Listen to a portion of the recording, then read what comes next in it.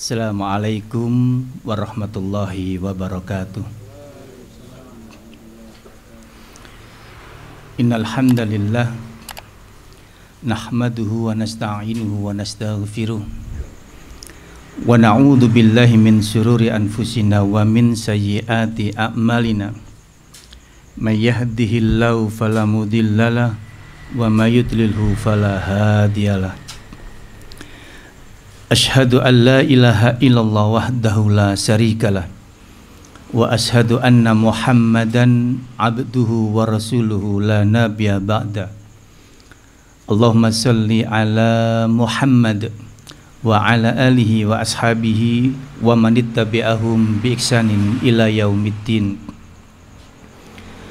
Faqala Allah ta'ala fi kitabihil karim, ya ayyuhalladzina amanu taqullaha haqqa tuqatih wa la tamutunna illa wa antum muslimun.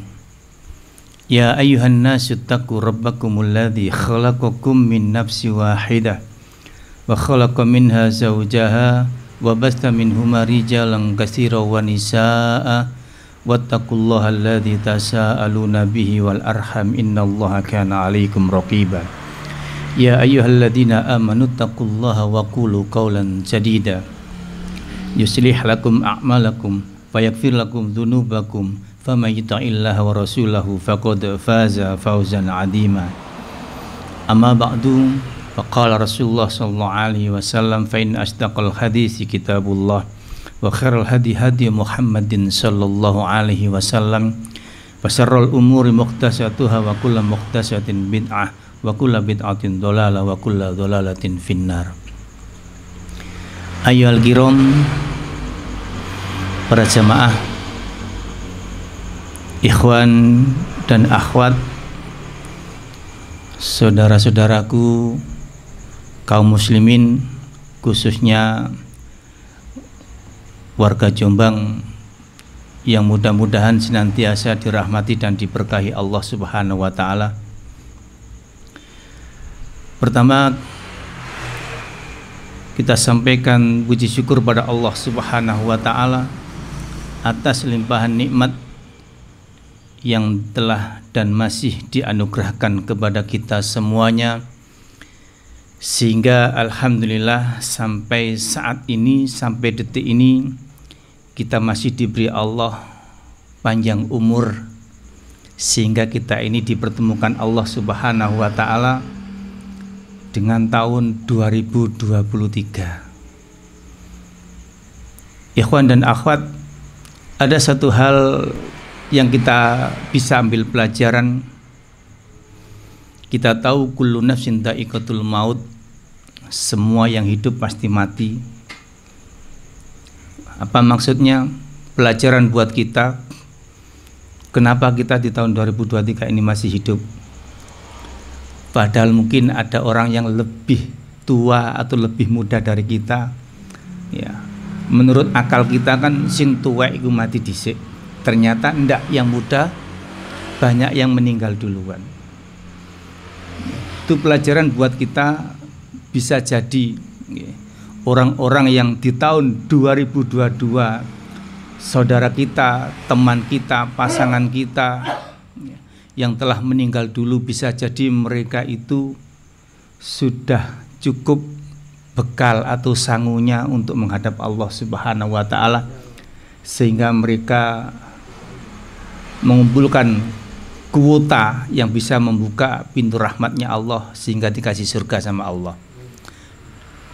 Kebalikannya, bisa jadi kita ini masih diberi Allah umur karena Allah masih sayang sama kita. Kenapa? Bisa jadi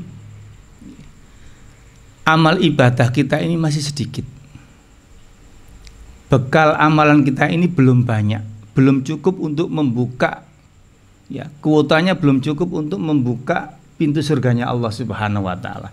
Sehingga karena Allah menginginkan kita supaya hambanya ini bisa masuk surganya, maka Allah masih memberi kita umur panjang sampai saat ini, sehingga masih ada kesempatan kita untuk mencari kekurangan amal, bekal untuk menghadap Allah Subhanahu wa taala. Maka dari itu para jamaah patut kita bersyukur kepada Allah Subhanahu wa taala atas limpahan rahmat dan nikmatnya yang masih diberikan kepada kita. Tak lupa kita ucapkan jazakumullah khairan kepada Sahibul Bait, Bapak Sabar sekeluarga, Mas Adi, ya, juga Mas Andle dan teman-teman, ya. Mudah-mudahan apa yang jenengan lakukan semuanya ini menjadi amal jariah yang terus mengalir, ya, sampai jenengan kita meninggal, pahalanya terus mengalir karena menghidupkan majelis taklim, ya. Dan kalau hidup terus majelis taklim ini, walaupun jenengan sudah wafat, jenengan akan dapat transferan, ya, pahala terus menerus ila yaumil qiyamah. Salawat serta salam mudah-mudahan tetap terlimpahkan kepada uswah kita, Nabi kita Nabi Muhammad sallallahu alaihi wasallam. Beliaulah manusia yang perkataannya tidak boleh ditolak, dalam artian yang harus kita ikuti, harus kita contoh, ya. Sehingga siapa saja yang bersalawat kepada beliau, kata Allah, kata Rasulullah sallallahu alaihi wasallam, man shalla alayya wahidatan sallallahu alaihi asroh. Siapa yang bersalawat kepadaku satu kali, kata Rasulullah, maka Allah akan bersalawat kepada orang tersebut sebanyak 10 kali lipat. Mudah-mudahan salawat ini juga tercurahkan kepada keluarga beliau, sahabat-sahabat beliau, para tabi'in dan orang-orang yang senantiasa mengikuti sunnah-sunnah Rasulullah sallallahu alaihi wasallam ila yaumil qiyamah. Ikhwan wa akhwat rahimani wa rahimakumullah. Insyaallah di kesempatan ini kita akan membahas masalah malu dan iman, ya. Al-haya'u wal iman. Para jamaah, dalam sebuah hadis yang diriwayatkan oleh Imam Bukhari, Rasulullah sallallahu alaihi wasallam bersabda, dalam hadisnya dibawakan an Abi Mas'udin Uqbata ibnu Amrin al-Ansari radhiyallahu anhu, qala Nabi sallallahu alaihi wasallam, inna mimma adrakan nasu min kalamin nubuwah al-ula idza lam tastahyi fasna ma syi'ta. Rasulullah sallallahu alaihi wasallam bersabda,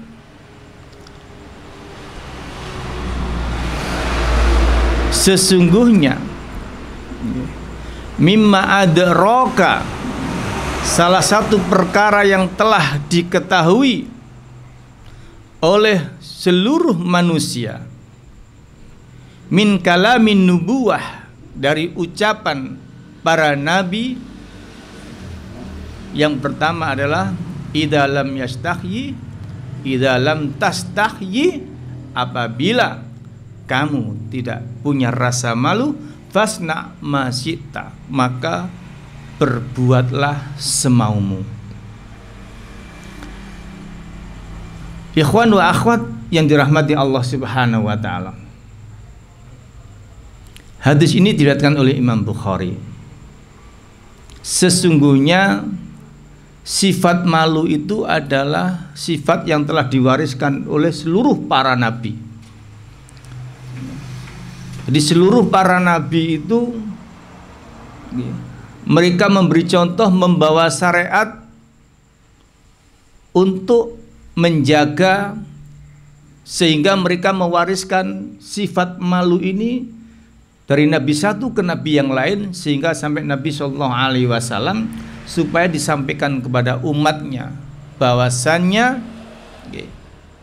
saking pentingnya rasa malu, kalau kamu tidak punya rasa malu, berbuatlah semaumu.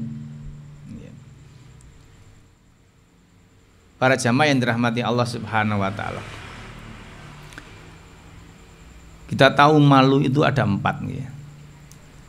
Malu kepada Allah, malu kepada malaikat, malu kepada diri sendiri, malu kepada orang lain atau kepada manusia. Ya. Mungkin kesempatan ini kita akan bahas malu kepada Allah dulu.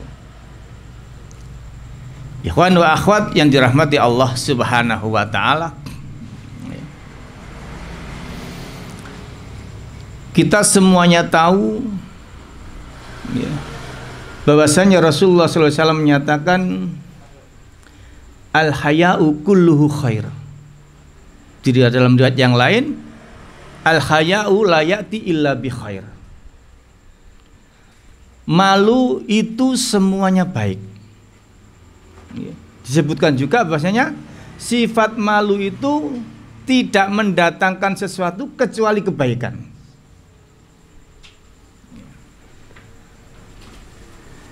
Para jamaah yang dirahmati Allah Subhanahu wa taala.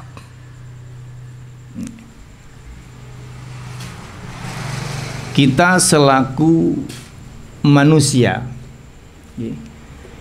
yang diciptakan Allah dalam bentuk yang sempurna dan dibekali akal pikiran yang sempurna. Allah mengatakan laqad khalaqnal insana fi ahsani taqwim.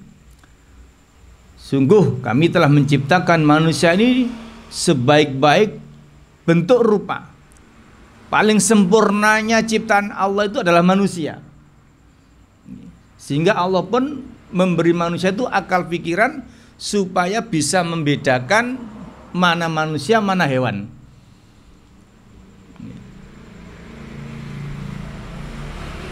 Ikhwan wa akhwat rahimani wa rahimakumullah.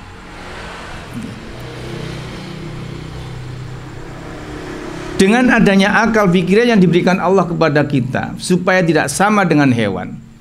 Karena yang mendasari perbedaan di antaranya manusia dan hewan adalah ada rasa malu. Manusia yang normal dia akan dibekali Allah rasa malu.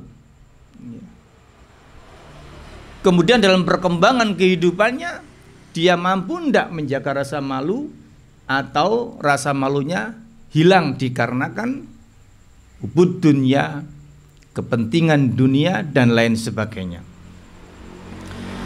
Para jamaah yang dirahmati Allah Subhanahu wa taala. Kalimat idza lam tastahyi, apabila kamu sudah tidak memiliki rasa malu, fasna masih atau fasna masita, berbuatlah semaumu, silakan. Ini dalam satu sisi Allah ini nggonggong, memberi kita istidraj, digonggong, wis urip sak karepmu. Nek kon gak duwe rasa isin. Ya. Bah kon sembayang apa ndak monggo. Ya. Kamu jadi muslim atau jadi kafir monggo. Kamu ngaji gak ngaji monggo. Kamu makan yang halal atau yang haram silakan. Kerja yang halal atau haram silakan. Wis sak karepmu wis, nek kon gak duwe izin, istilahnya ngoten. Ikhwan dan akhwat yang dirahmati Allah Subhanahu wa taala. Sehingga rasa malu itu dinyatakan oleh Rasulullah SAW merupakan bagian daripada iman. Ya. Karena iman itu kurang lebih ada 60 sampai 70 cabang. Cabang yang paling atas, paling tinggi, iman yang paling tinggi yakni kalimat la ilaha illallah. Dan yang paling rendah menyingkirkan halangan, duri, batu, kerikil yang ada di jalan. Itu iman yang paling rendah. Dan di antara itu adalah rasa malu. Jadi rasa malu itu masuk di kurang lebih di tengah-tengah. Ya. Di tengah-tengah daripada tingkatan keimanan. Para jamaah yang dirahmati Allah Subhanahu wa taala, ya.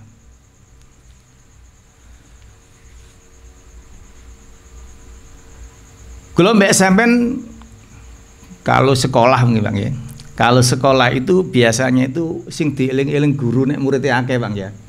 Itu kebanyakan murid sing pinter dhewe ambek sing ndablek dhewe. Ngoten ya.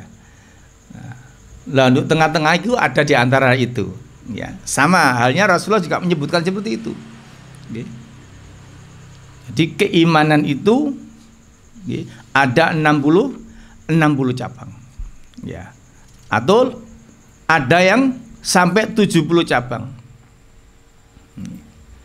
Dan di antara itu ada sifat malu.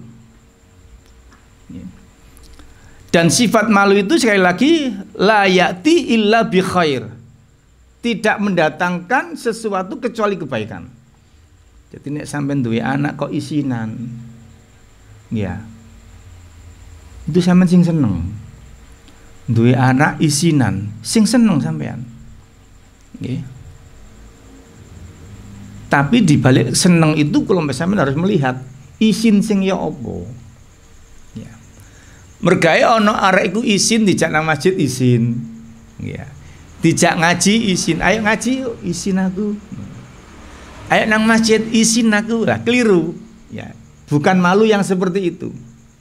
Ya. Lah malu seperti apa? Malu ketika bermaksiat kepada Allah Subhanahu wa taala.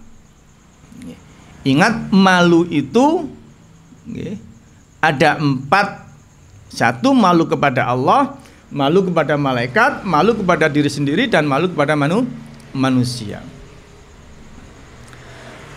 Dalam surat An-Nisa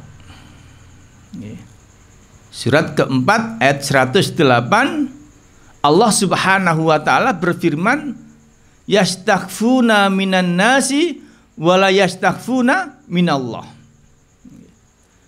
Mereka itu lebih takut kepada manusia daripada takut kepada Allah Subhanahu wa taala. Ayat ini ditafsirkan oleh Ibnu Abbas ya, yang memiliki arti yastahyuna minan nasi wala yastahyuna minallah. Mereka itu lebih malu kepada manusia daripada malu kepada Allah Subhanahu wa taala. Ikhwan wa akhwat, Allah menggambarkan sifat orang-orang kafir, sifat orang-orang munafik, sifat orang-orang fasik. Bahwasanya sifat-sifat mereka itu lebih malu kepada manusia daripada malu kepada Allah Subhanahu wa taala. Sehingga malu yang seperti ini adalah malu yang sangat keliru, yang menyebabkan seseorang itu akan melakukan maksiat kalau tidak ada orang, karena tidak malu ya. Karena dia malunya kepada orang daripada malu kepada Allah Subhanahu wa ta'ala ya. Ulama-ulama salaf dahulu ya, memberi pelajaran dengan kata-kata mutiaranya, la taj'alullaha ahwanun an-nadirina ilaik. Janganlah engkau jadikan Allah Subhanahu wa ta'ala itu sesuatu yang paling rendah di antara kamu. Kita renungi ucapan ini Bang ya. Janganlah engkau menjadikan Allah itu sesuatu yang engkau anggap paling rendah di antara kamu. Apa maksudnya? Maksudnya begini. Kalau mbak sampean saiki mungkin Pak nggih. Kalau dulu ya, kita itu kalau mau melihat ngapunten, kalau mau melihat ya, orang yang telanjang ya, mungkin pergi ke pantai-pantai, ke Bali ya, ke pantai Perigi, tembun di Male balik Kambang, atau mungkin ngintip orang-orang yang kalau dulu BAB di sungai dan lain sebagainya. Dulu begitu. Di zaman Kelompok Semen sekarang tidak perlu. Kepingin lihat orang telanjang, kepingin lihat anu, tidak usah ke sana. Cukup nduk jero saku Kelompok Semen wis ono. Nduk jero HP.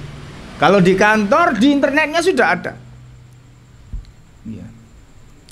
Suatu saat kita ini punya grup, Bang, ya. Kadang-kadang grup kita itu macam-macam.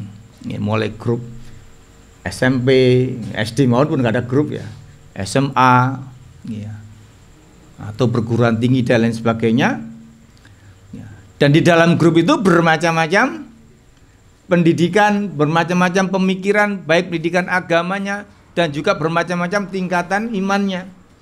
Kadang-kadang ada yang ngirim ya gambar sih nggak bener, wong joget teng grup ya. Atau kadang-kadang kalau misalkan buka Facebook dan lain sebagainya ono gambar wong muda dan lain sebagainya ya. Kalau misalkan dari kiriman teman-teman dibuka tuh ya. Nek iku gak oleh barang haram didelok ya. Lah pas ndelok anake utawa mbak utawa putune nggih melok ndelok apa iku mbah tutup rono apa ae sih arek nyengkrih ditutupno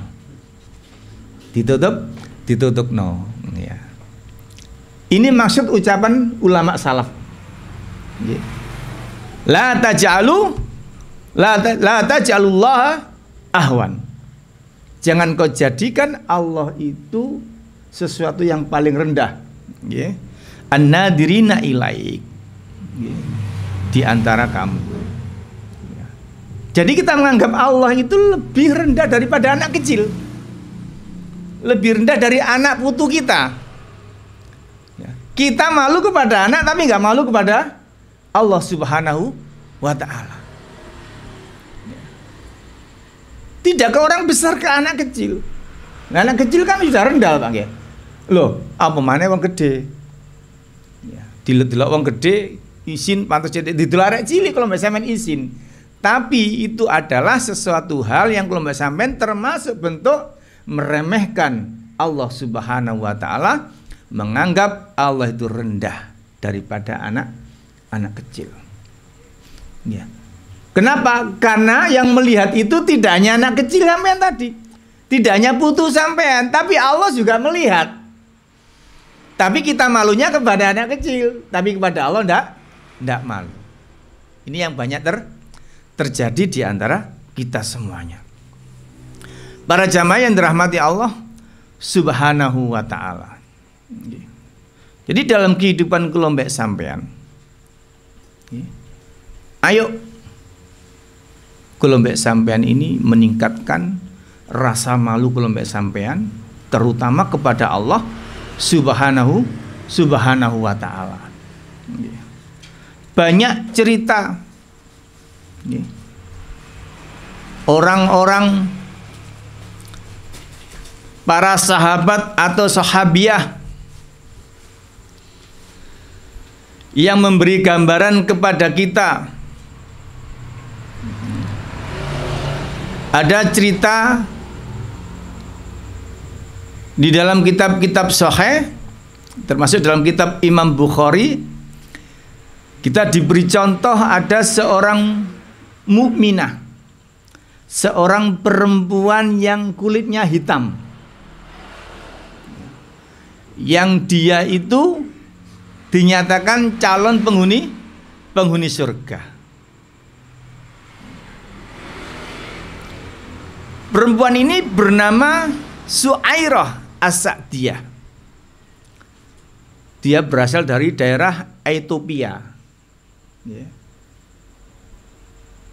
Daerah kekuasaan dulu Raja Najasyi, ya. Dia seorang perempuan sahabiah, pernah bertemu dengan Rasulullah SAW dan beriman kepada Rasulullah SAW dan menjadi kader anak didiknya Rasulullah SAW. Diceritakan dalam hadis Bukhari ini, an Atha ibni Abi Rabah qala, dari sahabat Atha ibnu Abi Rabah, ia berkata, qalali, berkata kepadaku, siapa? Ibnu Abbas, sahabat Ibnu Abbas radhiyallahu anhu. Ibnu Abbas berkata, "Hei Atha, ala urika imra'atan min ahlil jannah. Maukah kamu aku beritahu seorang perempuan calon penghuni surga?" Atha penasaran. Qultu, bala. Atha berkata, mau. Ya.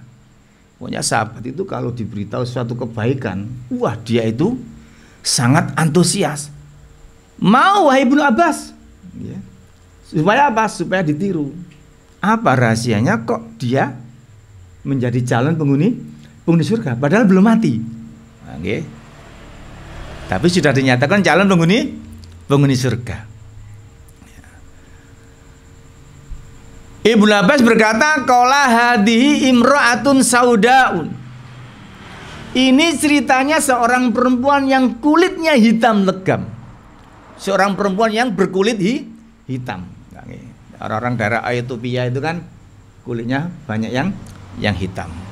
Tapi Allah sekali lagi, innallaha la yanzuru ila suwarikum au ajsamikum walakinallaha yanzuru fi qulubihim wa imanikum. Sesungguhnya Allah menilai hambanya itu tidak berdasarkan wajahnya ayu, kulitnya kuning, putih, apa blonteng, boten. Ya, tapi Allah melihat berdasarkan iman dan hatinya. Termasuk Su'airah As-Sa'diyah niki. Ya. Dia adalah seorang sahabiah, sahabat perempuan Rasulullah SAW, seorang perempuan yang berkulit hitam. Atatin Nabiya sallallahu alaihi wasallam, dia datang kepada Nabi sallallahu alaihi wasallam, faqalat, dan dia berkata, inni asra'u wa inni atakassafu. Dia bertanya kepada Rasulullah, wahai Rasulullah, sesungguhnya inni asra'u, aku ini seorang yang memiliki penyakit epilepsi, penyakit ayan. Wa inni atakassafu, dan Rasulullah, kalau epilepsiku kumat, maka auratku tersingkap. Auratnya Pak, roke, baju nih. Orang kalau penyakit ayan itu kan nggak ngerti Bang ya, di luar kesadaran. Kalau sudah di luar kesadaran sebenarnya itu sudah tidak ada hukum. Jenenge wong kejet-kejet ndak sadar, roke jilbabe buka, roke buka, dia nggak sadar. Ya. Beliau mengutarakan pada Rasulullah SAW, apa keinginan sahabiah Su'airah ini? Fad'ullah li, minta tolong wahai Rasulullah, tolong doakno aku kepada Allah supaya sembuh. Ya. Minta doa kepada Rasulullah. Qala Rasulullah menjawab untuk memberi pilihan kepada Su'airah niki. In syi'ti sabarti, jika engkau sabar, kalau engkau mau sabar, walakil jannah, maksudnya awakmu wis milih loro, ya. Tapi kamu sabar, kamu bakal masuk surga. Ya. Wa in syi'ti da'autullaha ayu afiyaki, Kalau engkau memilih aku mendoakan kamu supaya penyakitmu sembuh, maka aku akan doakan. Kamu milih mana? Ya, ini juga dibahas dalam bab sabar. Ya. Nah, nanti syahidnya akan ketemu. Faqalat, maka Suairah niki memilih asbir. Aku milih sabar saja. Biar aku sakit enggak apa-apa. Bayangna Bang ya. Dia milih sabar. Jadi dia milih enggak apa-apa aku sakit. Ayan loh Bang ya. Padahal ada pilihan yang didoakan Nabi pasti sembuh. Ya. Tapi dia milih sakit. Tapi ada yang mengganjal pada dirinya. Faqalat, sehingga dia berkata lagi pada Rasulullah, ini atakassafu fad'ullah li. Wahai Rasulullah, tapi tolong doakan aku. Nek ayanku kumat, auratku itu mesti buka. Dia yang dipikirkan itu auratnya, Pak.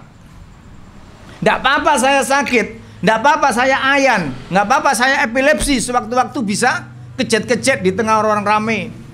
Ya, tidak apa-apa. Yang penting aurat saya minta tolong Rasulullah, doakan kepada Allah supaya ketika kumat penyakit ayan saya, aurat saya tidak terbuka, jilbab saya tidak coplok, ya. Rok saya sudah tidak buka. Tolong doakan itu ya Rasulullah. Nah ini syahid pembahasan kita. Ya. Dia malu kalau auratnya terbuka. Maka Rasulullah Shallallahu Alaihi Wasallam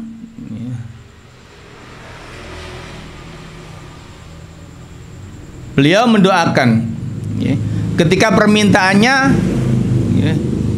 inni atakassafu fad'ullah li, Allah atakassafu, tolong doakan saya supaya tidak tersingkap aurat saya, tidak dilihat orang banyak, ya. Saya malu kepada Allah Subhanahu wa taala, ya.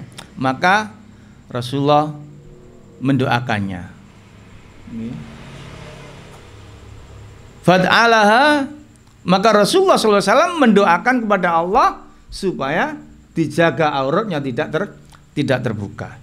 Para jamaah, ini salah satu contoh perempuan-perempuan kader-kadernya Rasulullah Shallallahu Alaihi Wasallam, bagaimana beliau mereka ini ingin menjaga kesuciannya, ingin menjaga muruahnya, ingin menjaga kehormatannya. Jangan sampai yang mana kehormatan ini perintahnya Allah, perempuan itu harus menutup aurat. Jangan sampai dia itu melanggar walaupun tidak sengaja. Walaupun andai kata dia itu mendapatkan rukhsah. Para jamaah yang dirahmati Allah Subhanahu wa taala. Rukhsah boleh sebenarnya, wong dia sakit pas epilepsi sakit dapat rukhsah.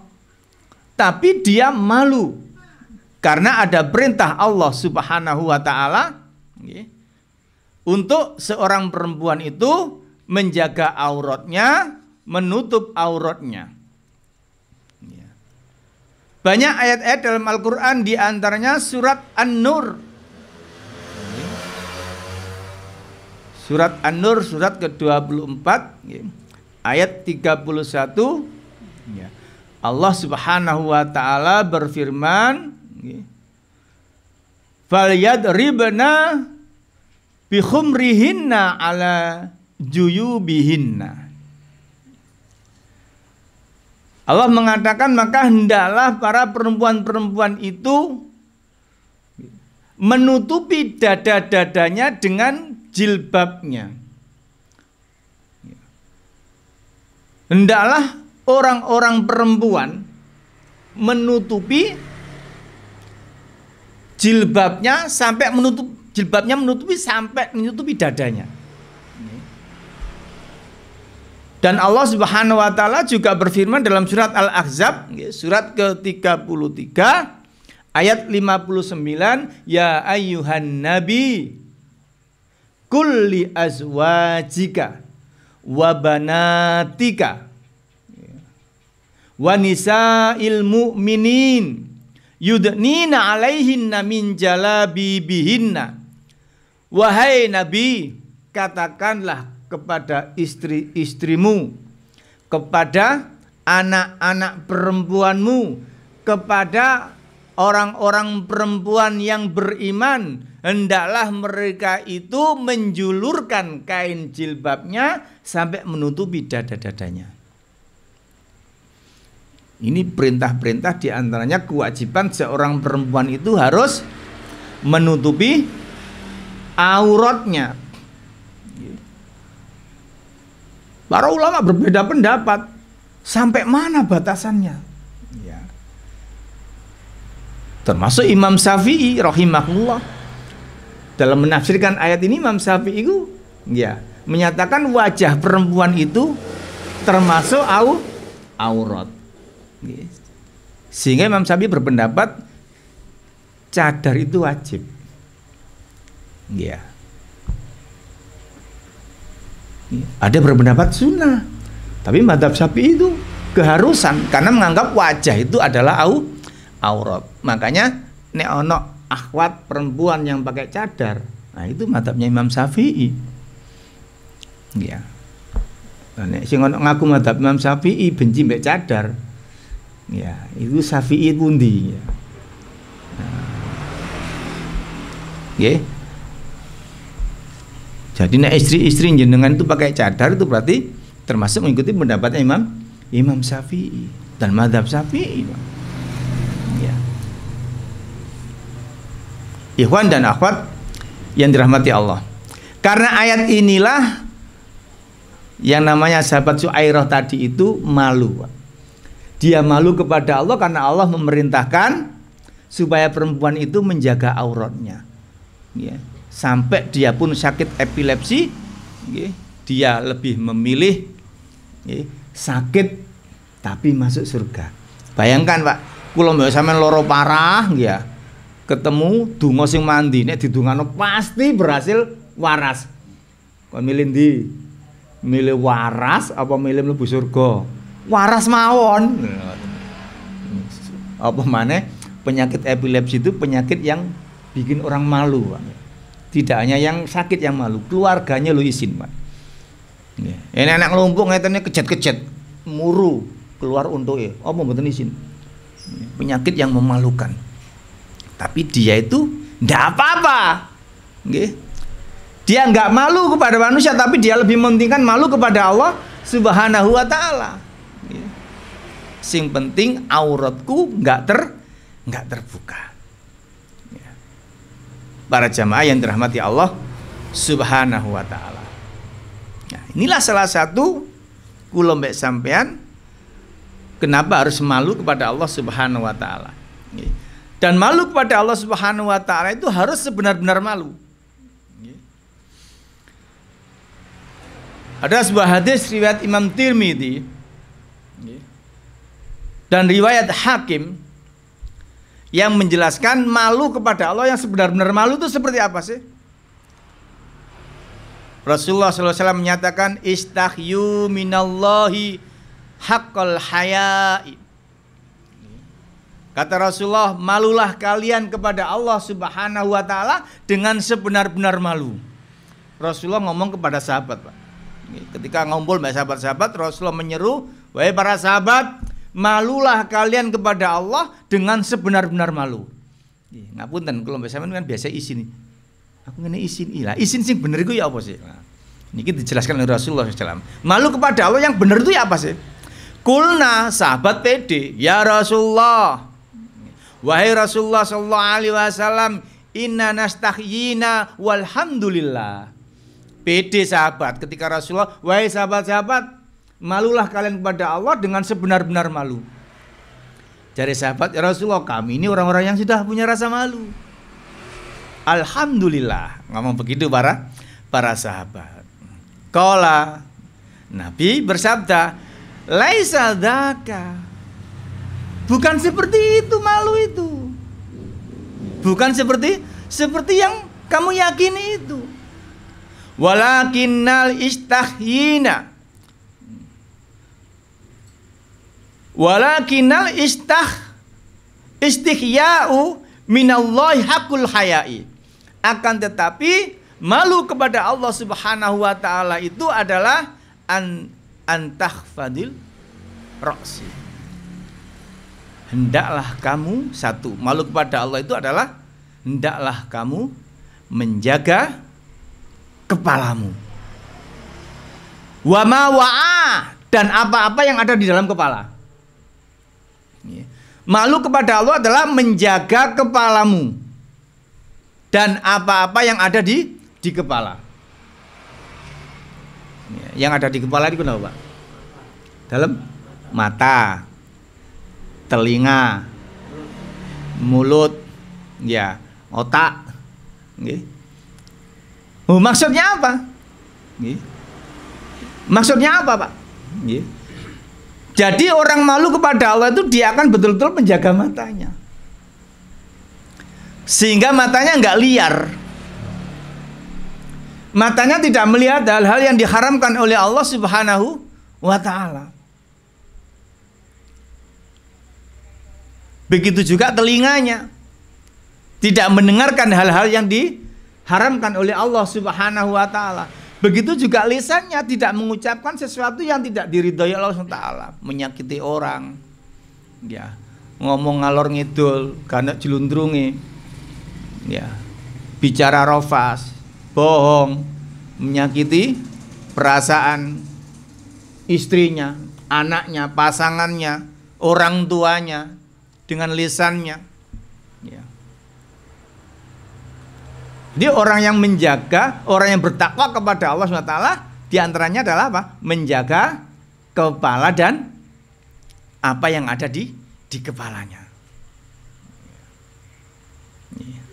Disingkat mawon, wal batnu wa ma hawa, atau wal batna wa ma hawa. Orang bertakwa, orang yang malu kepada Allah Subhanahu wa ta'ala. Yang kedua adalah orang yang mampu menjaga perut dan apa-apa yang berhubungan dengan perut. Nah, weteng, Bang, ya. Menjaga perut. Maksudnya apa, Pak? Weteng kok dijogo?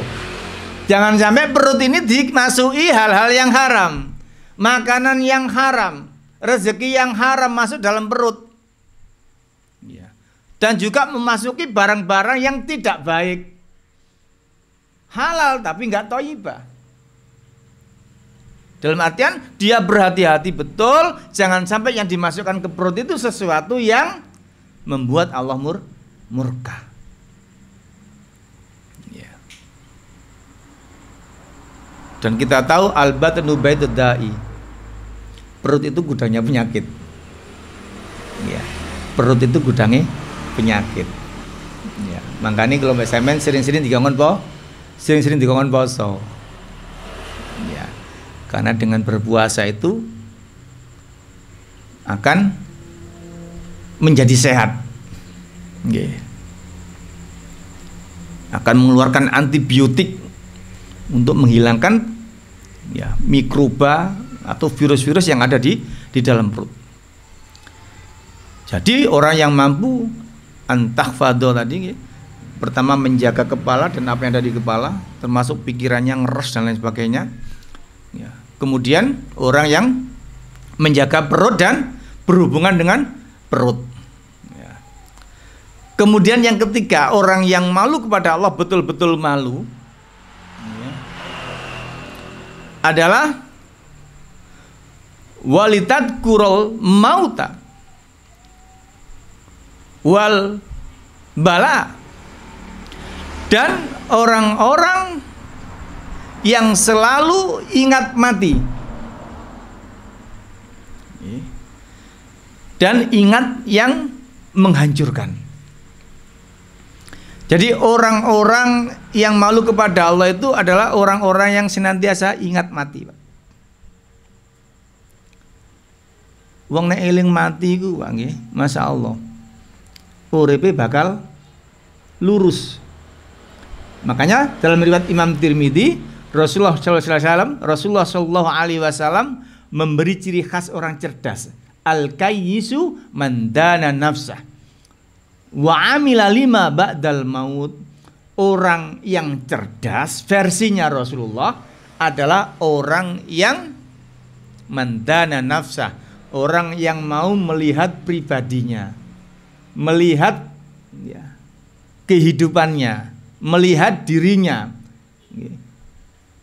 muhasabah dirinya. Aku hari ini jam sekian bangun ngapain, jam yamini lapo, dimuhasabah, diintrospeksi sendiri. Kemudian apa? Wa amila lima ba'dal maut. Setelah diintrospeksi amalan-amalannya dia setiap hari itu apa? Ya, yang kelihatan jelek diperbaiki. Kemudian di full api. Yang jelek dicorek. Oh, hari ini waktuku muspro, waktuku jelek, amal aku sia-sia dan sebagainya. Wa amila lima ba'dal maut. Kemudian dia full api dengan beramal soleh dalam rangka persiapan untuk matinya. Wa amila lima ba'dal maut. Dia beramal untuk apa? Sangune mati. Ya. Wong mikir mati, Pak. Masya Allah. Orang meninggal itu hidup di alam apa niki? Rahim. Kalau mesamen bin kurang lebih 9 bulan, tidak lama. Kemudian lahir hidup di alam dunia sakniki. Kalau misalnya saya kan oleh alam dunia, Bang ya. Berapa tahun? Anggaplah 70 ngoten mawon ya. Wis 70 iku wis arang wisan. Ya. Karena Rasulullah menyatakan al umru ummati sittina wa sab'in. Umur umatku antara 60 sampai 70. Lebih dari itu enggak banyak. Anggapin rata-rata 70. Enggak lama. Ya. Dari dunia nanti kita akan pindah ke alam barzah. Dia akan memikir, kita akan berpikir.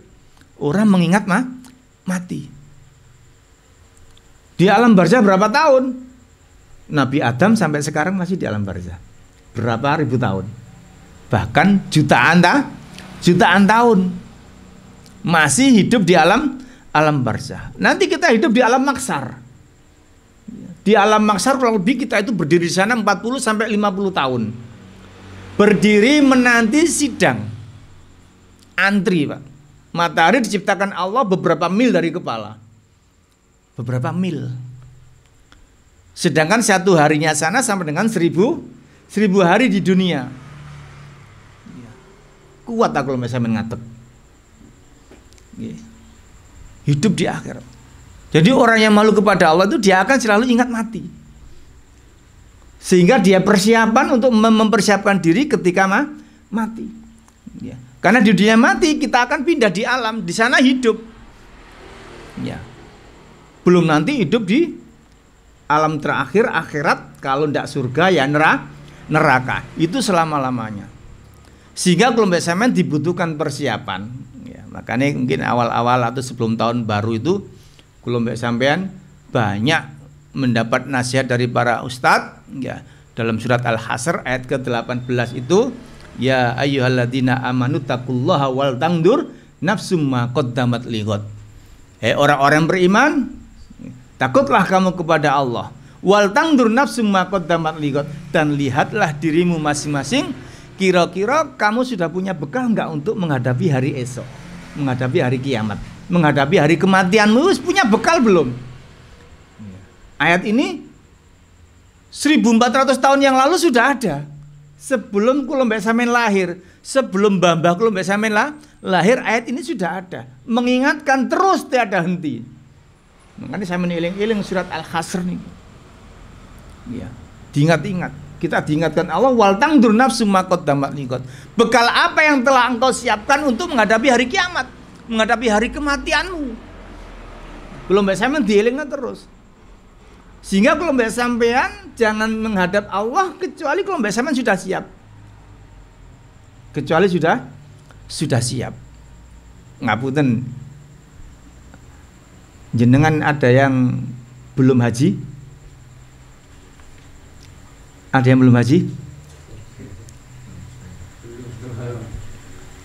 Kenging apa kok belum haji? Gak disanggup. Gak wani to berangkat? Ada yang belum umroh? Kenging apa sampean kok belum umroh? Karena gak punya sangu. Logikane ngoten. Kalau mbak sampean tahu dari Juanda ke Jeddah kurang lebih 10 jam ke sana. Gitu mboten? 10 jam. Lama atau sebentar, Pak? Dalam sebentar. Tidak lama 10 jam itu, Pak. Padahal 10 jam ini sebentar, kula mbek sampean gak wani budal. Nggih ta mboten? Nggih ta mboten? Tapi ada perjalanan yang lebih panjang dari itu, yakni menuju alam barzah, menuju akhirat. Itu panjang waktunya, Pak. Kula mbek sampean kewendel. Maksudnya apa? Gak sanggup sik pede. Ya. Kalau mbak sampean ndak persiapan itu lah, masih pede, masih percaya diri. Ya. Dan kita melihat Pak, orang-orang yang sudah mempersiapkan diri, akibat dari orang-orang yang mengingat, ya, mengingat dari ayat surat Al-Hasr tadi, ya. Bekal apa yang telah kau siapkan untuk menghadap hari esok? Orang yang sudah persiapan, Pak, ketika mati, ya, ketika dipikul teng pendusan itu, dia bengok-bengok, Pak, kalau mbak sampean nggak kerungu, tapi dia berteriak-teriak, Qadimu, Qadimu, Qadimu, cepat-cepat, bawa saya ketemu Tuhanku. Dia segera kepingin dibawa untuk masukkan kuburan, kepingin cepat bertemu dengan Tuhannya. Qadimu, Qadimu, ayo cepat melakukan sing cepat. Karena dia sudah merasa mempersiapkan diri untuk menghadapi kematiannya. Beda dengan yang nggak merasa nggak punya bekal, Pak. Iya. Juga wenang di aku juga wenang di. Ya. Sama kalau mbak sampean iki. Nggih. Nek kalau mbak sampean sudah punya bekal, masya Allah. Ya. Maksudnya apa? Mempersiapkan diri. Jadi kata Rasulullah, al-kayyisu man dana nafsah wa amila lima ba'dal maut. Orang yang berakal cerdas, orang yang mau meriksa dirinya, kemudian dari yang jelek-jelek itu dia full api untuk beramal soleh dalam rangka persiapan menghadapi kematiannya. Ini yang diharapkan. Jadi orang yang malu kepada Allah SWT adalah orang yang mengingat kematiannya. Itu yang nomor 3 tadi. Ya. Kemudian malu kepada Allah dengan sebenar-benar malu. Yang keempat adalah waman aradal akhirah taroka zinatad dunya. Barang siapa yang menghendaki kebahagiaan akhirat, maka ia akan meninggalkan perhiasan-perhiasan dunia. Ini Bang ya.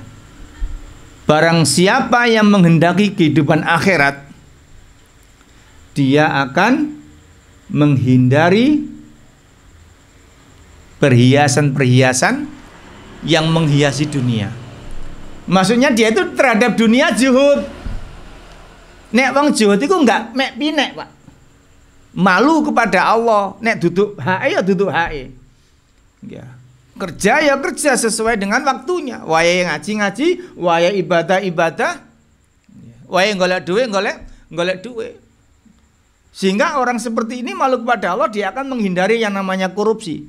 Walaupun orang tidak ada yang melihat dia, tapi dia itu punya malu kepada Allah, maka dia nggak akan jadi korupsi. Karena orang korupsi itu adalah orang yang kepencet dengan zinatad dunia, perhiasan dunia. Tapi orang yang malu kepada Allah dengan benar-benar malu adalah orang yang menghindari itu.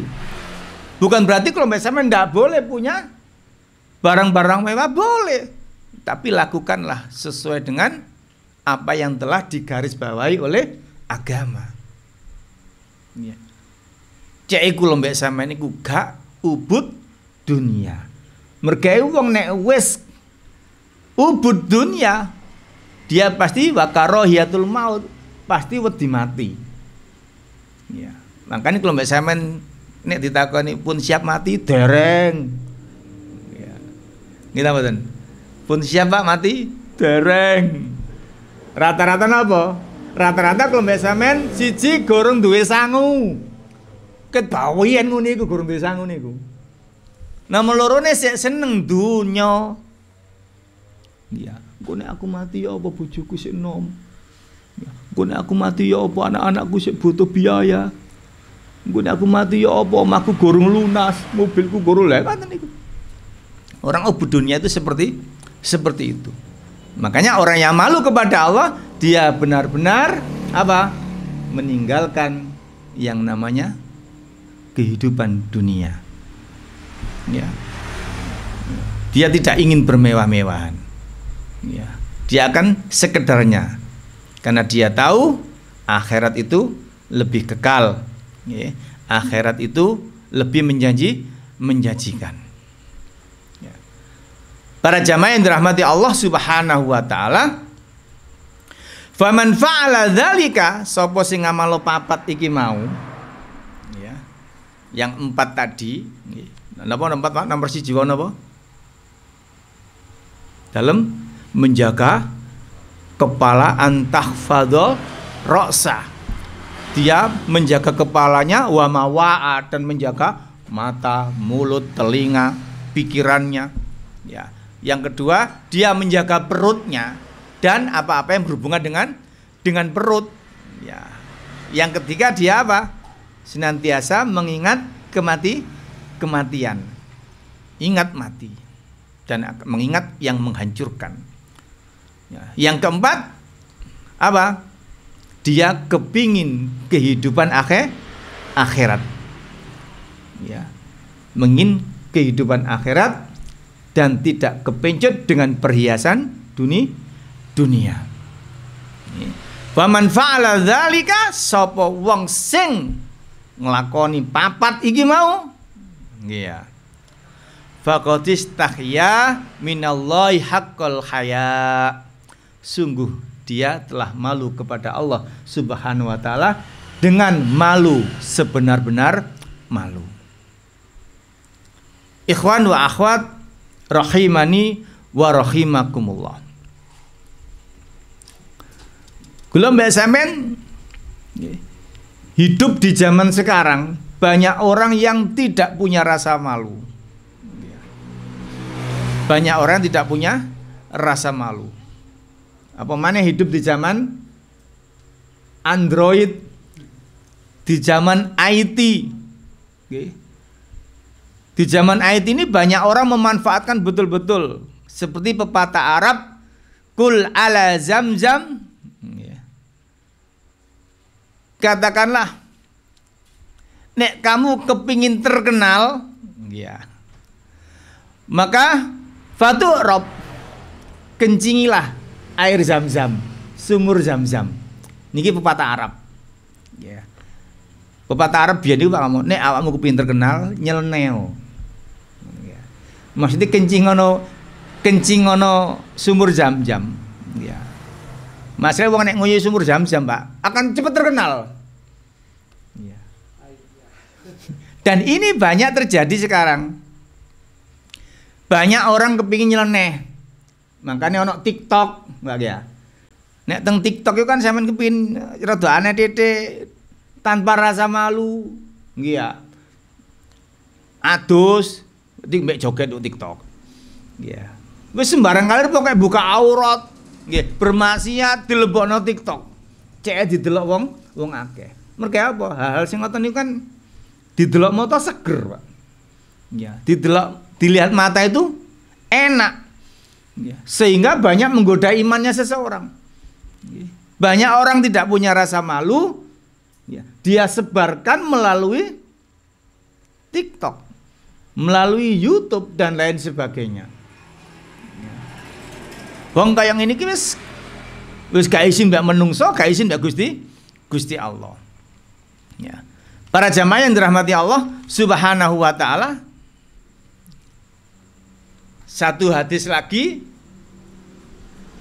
akibat orang-orang yang tidak malu kepada Allah Subhanahu wa taala. Ingat, ini harus kita ingat-ingat. Orang yang tidak memiliki rasa malu, tidak memiliki rasa takut kepada Allah, dia lebih malu kepada manusia. Itu nanti amalan-amalannya di akhirat musnah. Akan habaan mansura, lebur menjadi debu. Ini dinyatakan oleh Rasulullah sallallahu alaihi wasallam, la lamanna aqwaman min ummati. Sungguh aku melihat kaumku, ada suatu kaum dari umatku, kata Rasulullah sallallahu alaihi wasallam, ya'tuna, dia datang, ya'tuna yaumal qiyamati, dia datang pada hari kiamat, bihasanatin, dengan membawa kebaikan-kebaikan, pahala-pahala yang banyak, amsalin jibalah, amsalin jibalin tihama. Dia membawa amal soleh, amal kebaikan yang sangat banyak, sehingga Rasulullah mengumpamakan saking banyaknya sampai seperti gunung Tihama. Yang baydha, yang kelihatan putih, saking akeh Pak, sebesar gunung. Dia menghadap Allah membawa pahala yang banyak sebesar gunung, gunung Tihama. Akan tapi fayaj'alahallahu haba'an mansura. Akan tetapi Allah menjadikan amalan-amalan yang sebesar itu, yang banyak itu, yang dibawa oleh kaumku itu, dibawa umatku itu, bertebaran ditiup debu, ditiup angin, bertebaran bagaikan debu. Jadi amalan sebanyak itu Pak, nanti dibawa umatnya Rasulullah. Jadi Rasulullah memberitahu pada umat sampai. Sahabat bertanya, menyelidik, ingin tahu gerangan apa yang dilakukan oleh dia, wahai Rasulullah. Tolong beritahu saya, beritahu kami. Tujuannya supaya kami menghindari. Rasulullah menjawab, idza khalau, apabila dia, kaumku ini, umatku ini, ketika dia bersendirian, tidak ada orang lain, dia bimaharimillahi intahakuha, dia melakukan maksiat yang diharamkan oleh Allah Subhanahu wa ta'ala. Dia kalau ada orang banyak alim, menjaga pandangan matanya, ngomong berhati-hati, tapi ketika bersendirian di dalam kamar atau tidak ada orang lain, dia bermaksiat kepada Allah Subhanahu wa ta'ala. Ini hendaklah menjadi pelajaran buat kita. Ini hukuman bagi orang-orang yang dia lebih malu kepada manusia daripada malu kepada Allah SWT. Kita merasa membawa amal soleh, ibadah, mulai balik, poso nih Ramadan luar biasa, tambahi sunnah, sholatnya luar biasa, ngaji taklimi luar biasa, Qur'ani saulan pisan khotam, berkumpul dengan teman-temannya, dia menjadi contoh, alim dan lain sebagainya. Tapi ketika dia bersendirian, tidak ada orang lain, dia bermaksiat kepada Allah Subhanahu wa ta'ala. Dan di zaman kita itu sangat memungkinkan, karena HP ini kalau mbak sampean di kantor gana wong buka internet, berselancar di dalam internet, delok hal-hal yang diharamkan oleh Allah Subhanahu wa ta'ala. Nduk jero omah yang ngono, karena bojone dibuka melihat sesuatu hal yang diharamkan oleh Allah Subhanahu wa ta'ala. Kita bermaksiat kepada Allah. Padahal Allah melihat, ada Allah. Ketika dia sama orang, dia nggak mau karena takut malu kepada orang, takut namanya tercemar, sawanganir aku biasa ngaji begini. Tapi ketika tidak ada orang, dia tidak merasa bahwasanya Allah melihat dirinya. Makanya para jamaah kelompok sampean, kalau orang ini sudah memiliki rasa malu yang tinggi, maka sifat ihsan akan ada pada dirinya. Apa itu ihsan? Anta butallahu ka'annaka tarahu fa ilam takun fa innahu yarok. Engkau beribadah, engkau hidup di dunia ini, berbuat sesuatu seakan-akan kamu melihat Allah. Kalau kita nggak bisa menghadirkan seperti itu, kita menganggap bahwasanya Allah pasti melihat diri kita. Orang yang merasa diawasi oleh Allah, dia akan malu kepada Allah Subhanahu wa ta'ala. Dan ini juga bisa disebut taqarrub, merasa diawasi oleh Allah Subhanahu wa ta'ala. Ini para jamaah buah daripada kelompok sampean kalau malu kepada Allah Subhanahu wa ta'ala, kita akan memiliki sifat ihsan. Kalau kita tidak malu para jamaah, maka amal soleh kita yang kita anggap banyak, kata Rasulullah, sebesar gunung Tihamah, habaan mansura, akan ditiup angin berterbangan sampai habis, amalannya tidak ada. Apa penyebabnya? Penyebabnya, kata Rasulullah, ketika ia bersendirian, dia melakukan keharaman, melakukan perbuatan yang diharamkan oleh Allah Subhanahu wa ta'ala. Kalau kita di depan orang banyak tidak melakukan kemaksiatan, biasa. Itu hal biasa. Ya. Tapi kalau kelompok sampean walaupun sendirian, kita tetap malu kepada Allah Subhanahu wa ta'ala, sehingga kita tidak melakukan hal-hal yang diharamkan Allah, itu baru luar biasa. Ikhwan wa akhwat yang dirahmati Allah Subhanahu wa ta'ala, kiranya ini yang kita kaji pada malam hari ini. Mudah-mudahan ikhwan dan akhwat kelompok sampean terus memupuk rasa malu kita kepada Allah Subhanahu wa ta'ala, dan kita harus senantiasa memupuk rasa malu ini diantaranya dengan menuntut ilmu, karena dengan menuntut ilmu kita akan tahu mana yang diridhai Allah dan mana yang dimurkai oleh Allah Subhanahu wa ta'ala, sehingga kita bisa menempatkan malu yang seperti apa yang dikehendaki oleh Allah Subhanahu wa ta'ala. Insyaallah ini yang dapat kita kaji.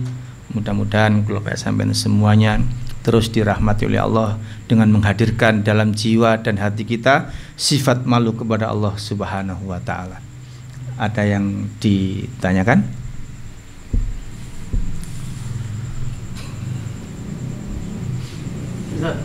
Iya, Pak. Wanita yang sudah usia 60 ya, 60 ke atas nggak malu kan nggak apa-apa, nggak pakai jilbab, nggak pakai cadar, hanya jilbab biasa. Dan kebetulan wanita itu nggak cantik misalnya, kan apa tetap malu. Permasalahannya itu kalau cantik nggak cantik, Allah tidak melihat wong iku ayu apa elek. Ini yang harus kita perhatikan. Kemudian kalau sudah tua gimana? Ya, apakah boleh membuka wajahnya? Tidak apa-apa. Selagi dia menutup aurat, tidak harus bercadar. Ya, tidak harus bercadar. Kalau mazhab Syafi'i tadi memang orang itu gini, Pak. Menurut Imam Syafi'i itu laki-laki itu tidak mungkin tertarik ketika ndelok telapak tangani wong wedok. Kita mboten. Tapi laki-laki itu akan tertarik ketika melihat wajahnya. Kita mboten. Saya melihat ndelok wajah wong ketok ayu tertarik mboten. Nah, diberukuti atau motone tok ketok tangane tok iku ayu welek kan karo. Ya. Makanya berpendapat seperti itu. Entah itu cantik, entah itu elek. Sing penting karena cantik dan elek itu relatif, Bang ya. Menurut sampean elek tapi menurut wong liya iso ayu. Karena selerane wong beda-beda. Tapi ulama-ulama yang lain nyatakan cadar itu sunnah, yang wajib itu jilbab. Ya, jadi jilbaban mboten napa-napa. Walaupun usianya udah 60 ke atas. Iya, walaupun usianya tidak 60 ke atas. Yang penting syar'i. Yang namanya sunnah itu lebih diutamakan. Ya, apalagi berpendapat wajib. Ya, sunnah itu kan dilakukan dapat pahala. Jilbabnya wajib, cadarnya sunnah. Ya, berarti dapat pahala double. Pemane punya prinsip jilbab wajib, cadar wajib. Ya, berarti harus ditutup dua-duanya. Ya. Nggih, insyaallah. Ibu kula ini kan sering cari. Usianya 68. Dia cari menuju usia 68 kadang-kadang gak mau jilbaban cuma ditutup ini kalau apa? Tutup ini kalau Karpus. Nggih, iki udaranya ben dasteran. Kan jilbaban. Wis tuwek swidak 8 lek sok sing arep.